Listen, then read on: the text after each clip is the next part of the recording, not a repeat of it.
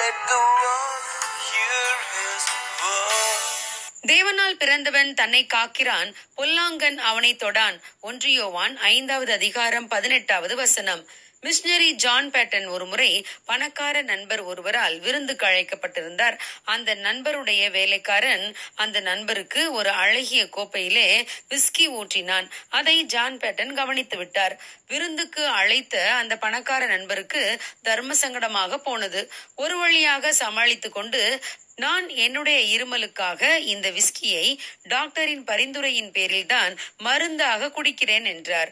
John pattern அவரிடம், நீங்கள் எவ்வளவு காலமாக இந்த மருந்தை எடுத்துக் கொண்டிருக்கிறீர்கள் என்று கேட்டார். அதற்கு அந்த பணக்கார நண்பர், நான் இந்த விஸ்கியை 8 வருடமாக குடித்துக் கொண்டிருக்கிறேன் என்றார். சரி, உங்கள் இருமல் சரியாகி விட்டதா என்று கேட்டார் ஜான் பேட்டன்.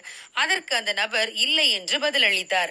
அதற்கு மிஷனரி ஜான் பேட்டன், இதை போல எனக்கு ஒரு மருத்துவர் மருந்து சீட்டு எழுதி கொடுத்து நான் அந்த மருந்தை குடித்து 8 வருடமாகியும் சுகம் கிடைக்கவில்லை என்றால் அவர் எழுதி கொடுத்த மருந்தையும் மருந்து சீட்டையும் தூக்கி எறிந்து விடுவேன் என்றார். ஆம் பிரியமானவர்களே, இன்று பல பாவ பழக்க வழக்கங்களில் சிக்கிக் கொண்டவர்கள் அதை விட முடியாமல் தவிக்கின்றனர். மருந்துக்காகத்தானே பயன்படுத்துகிறேன், நண்பர்களோடு சேர்ந்து சந்தோஷமாக இருப்பதற்காக இன்று ஒரு நாள் மட்டும்தானே பயன்படுத்துகிறேன் என்று சொன்னவர்கள் தங்கள் உடல் நலத்தை முழுவதும் இழந்து நண்பர்களையும் குடும்ப உறவுகளையும் சந்தோஷத்தையும் இழந்து தவிக்கின்றனர்.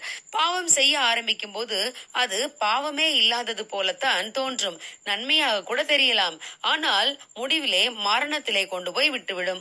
மதுபானம் பார்ப்பதற்கு இரத்த வர்ணமாய் இருந்து பாத்திரத்தில் பளபளப்பாக தோன்றும் போது நீ அதை பாராதே, அது மெதுவாய் இறங்கும் என்று வேதம் கூறுகிறது. மருந்துக்காக மதுபானம் குடிக்க ஆரம்பித்தவர்கள் பின்பு அதற்கு அடிமையாகவே மாறிவிடுகிறார்கள். அந்த மனிதன் நினைத்தாலும் விடுதலை பெற முடிவதில்லை. ஆகவே எந்த வடிவத்திலும் பாவம் நம்மில் நுழைய அனுமதிக்க கூடாது. இன்று அநேக வாலிபர்கள் போதைப் பொருட்களுக்கும் மதுபானத்திற்கும் அடிமையாக மாறி வீட்டிற்கும் நாட்டிற்கும் சுமையாக மாறி போயிருக்கிறார்கள். பிரியமானவர்களே, தேவனால் பிறந்தவன் தன்னை காத்துக் கொள்ளுகிறான், பொல்லாங்கன் அவனை தொடான் என்று வேதம் கூறுகிறது.